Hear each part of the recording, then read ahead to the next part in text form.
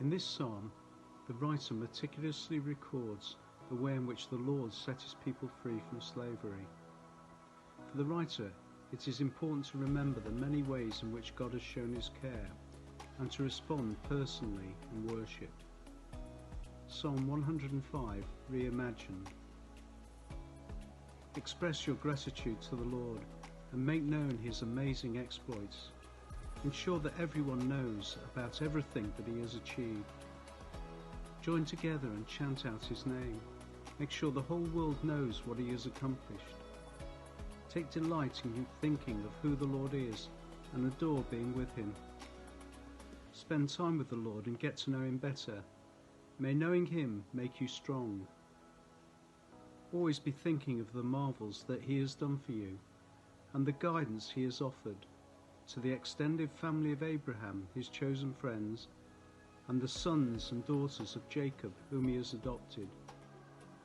He is the Lord our Creator. His fairness is seen everywhere you look. He will always stick to the commitment he gave to all his followers for generation after generation. He made the promise to Abraham and renewed it with Isaac his son. With Jacob the grandson, he agreed a contract, and this was extended to everyone in his family for all time.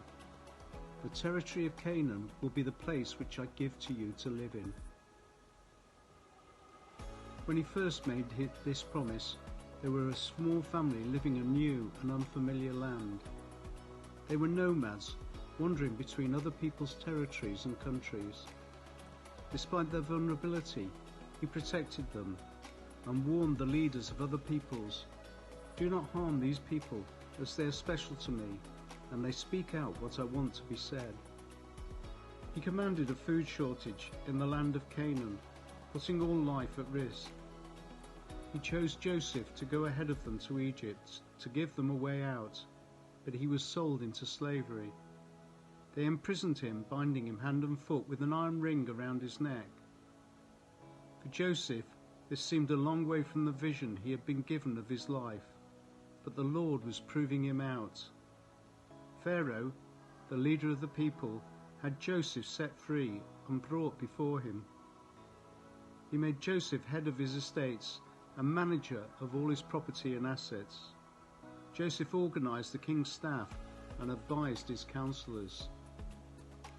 Then Israel came to live in Egypt, and he and his family lived as refugees in a foreign land. There the Lord caused the family to grow until their host became intimidated by their strength of numbers. He changed the attitude of the Egyptians towards the Israelites, and they enslaved and oppressed his people. He chose Moses, whom he had mentored, and Aaron to lead the liberation.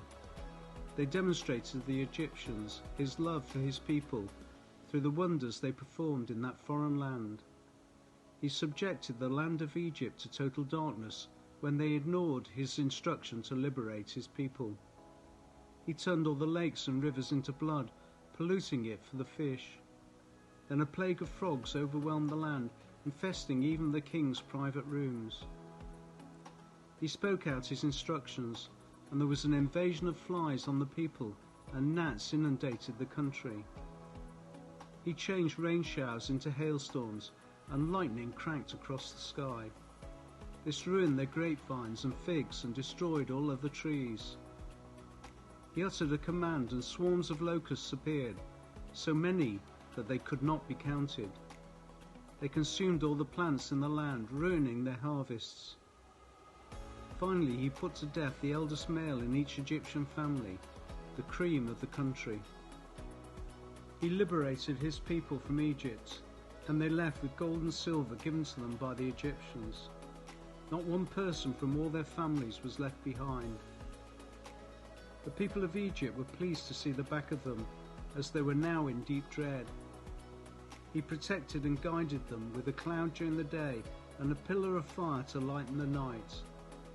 He put meat on the menu by sending flocks of quail when they asked for food. When they were hungry, the dew became bread on the ground. In the dry desert, he ruptured a rock which provided a flowing river of water. He recalled his solemn vow made to Abraham many generations before. When he liberated his people from Egypt, each person was happy and they celebrated together. He gave them the lands of unbelieving people, just as he had promised, and they collected crops which other people had cultivated. All this took place so that they would follow his guidance and observe his directions. Let everyone acclaim the Lord.